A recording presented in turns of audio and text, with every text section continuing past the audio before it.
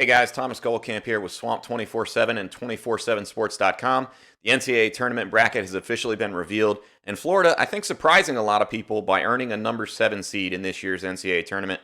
The Gators will take on Virginia Tech in their first game. We don't have an exact date for that. Coming at you with some instant reaction about this matchup.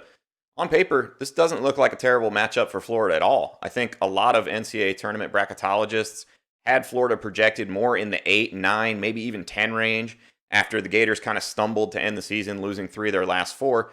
This is pretty favorable. I think the NCAA tournament committee looked at Florida's body of work across the season, realized that the Gators had some real difficulties to deal with this season, with Keontae Johnson obviously going down early in the season. Florida having, 9 games essentially canceled due to either the Johnson situation or COVID-19. It seems like the NCAA tournament committee took that into full consideration. And so Florida ends up getting a number 7 seed. They get to avoid a number 1 seed in a potential second round game. So that's obviously huge news for the Gators. Talking about Virginia Tech a little bit, I don't think the Hokies really stand out on paper that much as a real matchup problem for Florida. I think the Gators of late have really struggled in the paint offensively. Colin Castleton, we'll talk about in a little bit, has kind of just been off of his game in terms of offense. Tennessee did a really good job in the SEC tournament, kind of taking him away, being very physical in the paint. And Virginia Tech can certainly do that with Kaveh Aluma and Justin Mutz. Aluma being their leading scorer and a guy that's really, really active for the Hokies. But for the most part, Virginia Tech doesn't really stand out in the ACC in many of these statistical categories. I think the one thing that you look at with the Hokies is they do like to slow things down defensively. And Florida at times has struggled with teams that really kind of pack it in and try to force you to really create offense. And so this is going to be a big game for Trey Mann. It's going to be on him to continue his run of form recently. He's been absolutely on fire down the stretch. He's averaging 22.6 points per game in the last 5 outings. Been terrific. The problem for Florida is Mann has not had enough help. Scotty Lewis, Noah Locke, Colin Castleton, all of those guys have been a little bit up and down as Florida has headed down the stretch here. And so I think despite seeing Trey Mann really take his game to the next level, you haven't seen Florida be able to consistently put it together. That's the reason the Gators lost 3 of their last 4. And so they're going to have to find some answers. Somebody's going to have to step up. When you go into the NCAA tournament, it's all about the guys that can carry you. And Trey Mann is absolutely a guy that can carry you through the NCAA tournament, but you have to have other guys step up and fill in. And I think right now, if you look at Florida's offense as a whole, assists are down. Florida has been very, very sloppy with the basketball, really all season, but especially late in the year in some games where it cost them.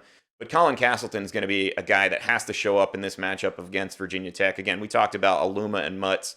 Those are 2 guys that can be pretty productive in the paint. And so Colin Castleton's going to have to really elevate his game to where we saw it more in January, in early February. This last month of the season, he's had a little bit of a step back, and Florida really needs him to pick things up if it hopes to make a deep run in the NCAA tournament.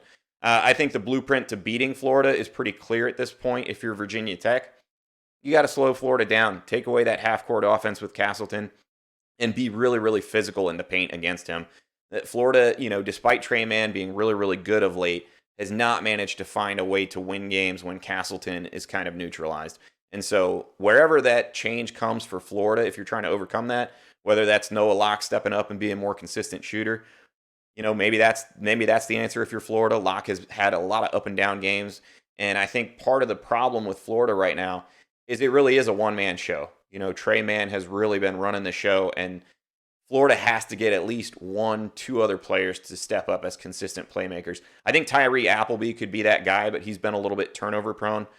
Tournaments are a chance to show out, and I think a lot of times the NCAA tournament does favor guard play. So if you look at Florida going into this NCAA tournament, the bottom line, very, very favorable seeding for Florida, in my opinion. I think the Gators have a chance to make a run, at least establish something. Virginia Tech, if you look at the Ken Pom numbers in terms of efficiency on both the offensive and defensive end, Florida has a significant edge going into this game. So, we'll see if Florida can right the ship. It's been a little bit of a disappointing close to the season. But hey, you've got a favorable NCAA tournament draw. You would see potentially Ohio State in the second round. That'll be a tough one. But you'd like to see Florida start to put things a little bit together, get Trey Mann a little bit of help, and hopefully Florida can close this season on a high note. But that's going to do it for this rapid reaction. Thanks for tuning in, guys.